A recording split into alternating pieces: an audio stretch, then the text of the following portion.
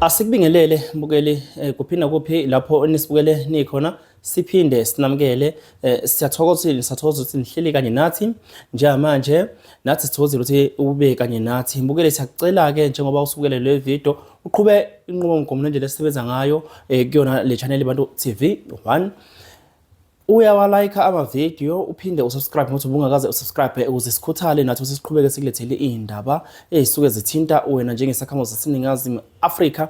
Namhlanje ke mbukele indaba esikuphathele zona indaba ezokushiya ushaqeke kakhulu ikakhulukazi ukuthi ungumuntu ogxile laphana kwisinto.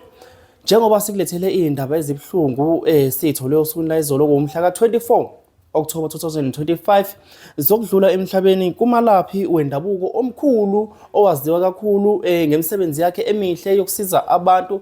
Lapha sikhuluma ngobaba uGodo olala amankankane okuyinyanga ezinze khona noma ebizinze khona endaweni yase KZN kwaZulu Natal kwaMhlaba uyalingana.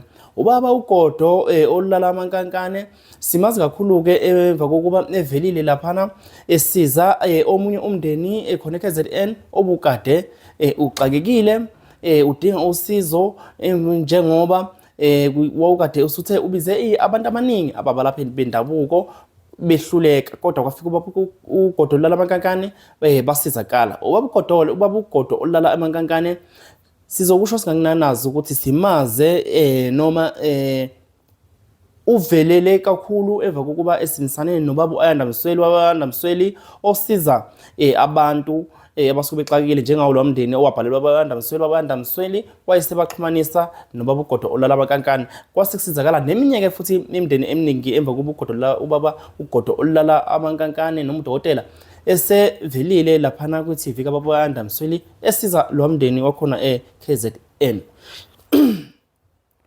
Mbukeli umlando nje omfushane kababa uGodo olala amankankane asiya nawo kuyavela ukuthi indoda leya ebithanda umndeni wayo kakhulu kangangokuba ibize ibe nezingane ezibalela ku50 kuya phezulu kanti amakhosikazi abebalelwa kwa10 noma nangale ngesizazike indaba zendoda zonke zasekamerweni.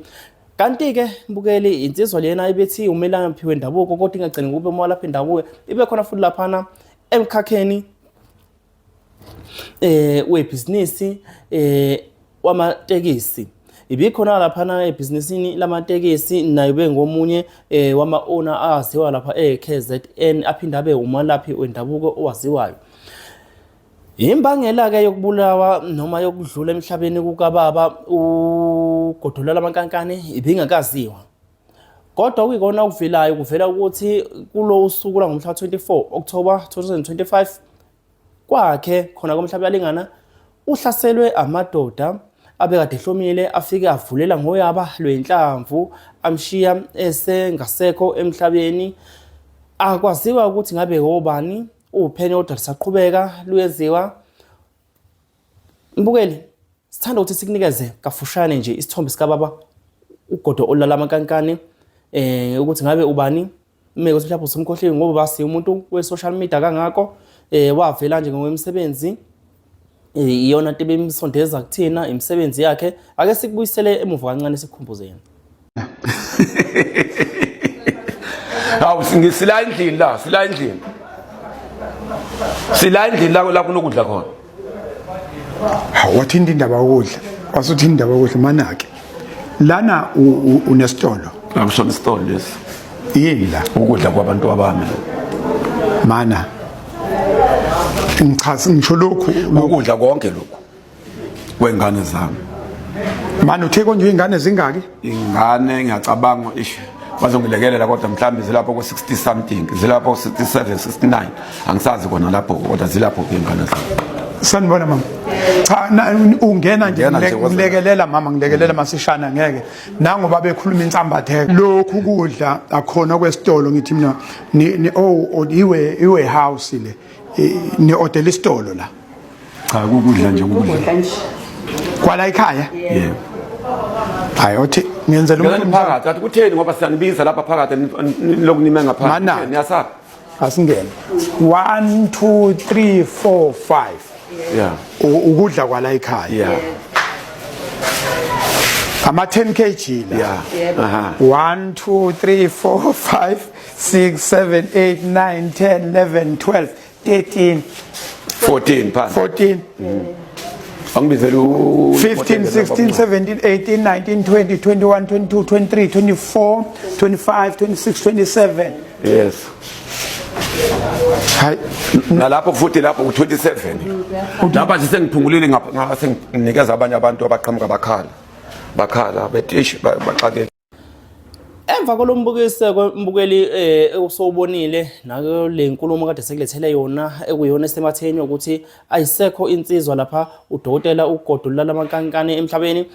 Wena ngabe wake wasebenzisana naye yini ubaba uGodolala Mankankane? Kwabanjani ukusebenzisana kwakhe naye?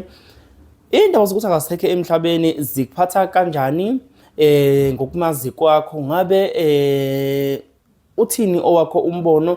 Ngabe mengukuthi ngumuntu othanda isintu mhlawumbe uhamba abalapha bendabuko uma ngabe uneyinkinga, ngabe uzizwa uzoshayeka kanjani njengoba uGodolala Mankankane engasekho emhlabeni, noma ekhambeni uma ukuhamba nje umuntu omelaphi wendabuko, ngabe wena ushayeka kanjani? Kukhona yini lapho olimala khona? Yilokho esanda ukuzwa ke mbukeli ngasekhaya njengoba sesivala ivideo. Kodwa ke wena uyobe usubscribe, qhubeka uhlale kanye nathi kuyona Abantu TV1, ungakhohlwa ukuthi like, then uyobe usukhomenta ushare wakho imbono ayikhethile, usho lokho kusuka ngakuwe.